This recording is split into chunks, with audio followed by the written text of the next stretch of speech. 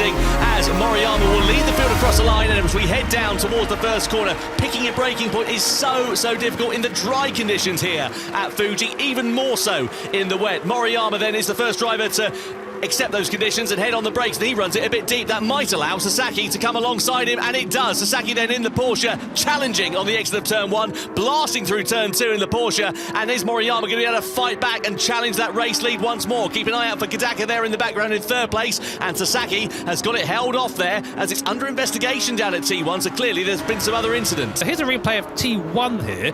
Here's what we just saw, and here, no, this is lap 1, and there it is. Moriyama going slightly wide there, and Sasaki getting by. I'm not sure if that was the incident we were talking about, because nothing happened there. He just went wide.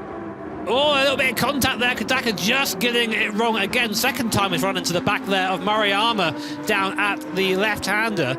And just go to show how tricky it is, even for the best GT drivers in the world. Just drives it into the corner, nice. He can just do it, drive it in deep and make sure he can just keep the car there, and then takes the long way around. Seldom use this line, of course, because it's a lot longer distance, but using grippier part of a circuit in the wet, using the wet compound tyre, and just drives by him like he's standing still. Nebatani there having a look on the inside of Sasaki, who runs it a bit deep, and that's going to open the door here for Suzuki to go through, 2 for the price of 1.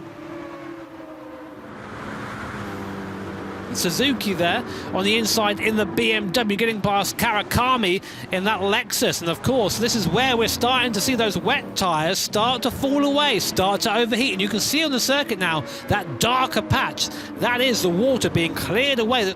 They're going to go on to, presumably, a dry compound of tyre like here. An Inter in the box there. I don't know if that's just a graphical thing. Let's see as we onto the mediums. Okay, so medium compound of tyre, super important now. So these laps, this is where the leaders are going to be watching these guys now, because they're the test dummies. They're going to go out and see what it's like on these slick tyres. Right now you can see lots of spray coming out of pit exit, and as you rejoin onto that racing line, Suzuki goes at the inside, a little bit of contact between the two, really squeezing Hashima now, fighting for his position on the circuit, using the side draft to move by. Up into 6th place goes the BMW, and ahead of Hashima.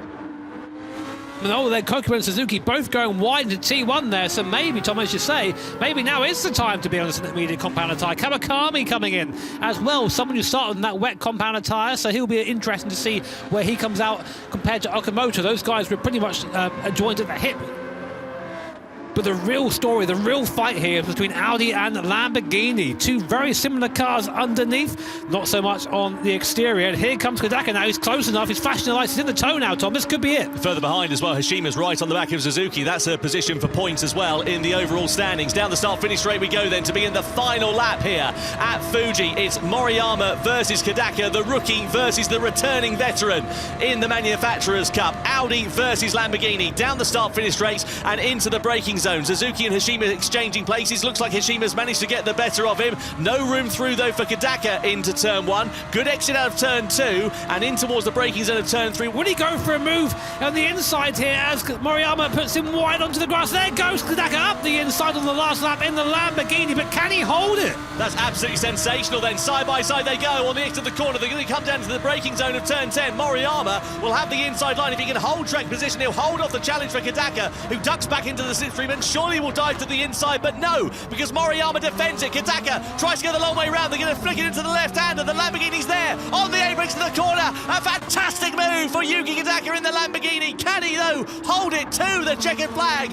with just one more sector to go here at Fuji? Kodaka has got second place against his countryman then, and there's just a couple of corners remaining. Moriyama back through on the inside, but as he got the line, Kodaka's on the curb. Side by side, they still go as they come through into the final turn. It's Lamborghini versus Audi. Takuma Sasaki for Porsche is going to win this one on the soft compound of tyres, and it's a drag to the line between Kodaka and Moriyama here in the Manufacturers' Cup in Tokyo. To the checkered flag we go. Porsche take 2 wins in 2 races.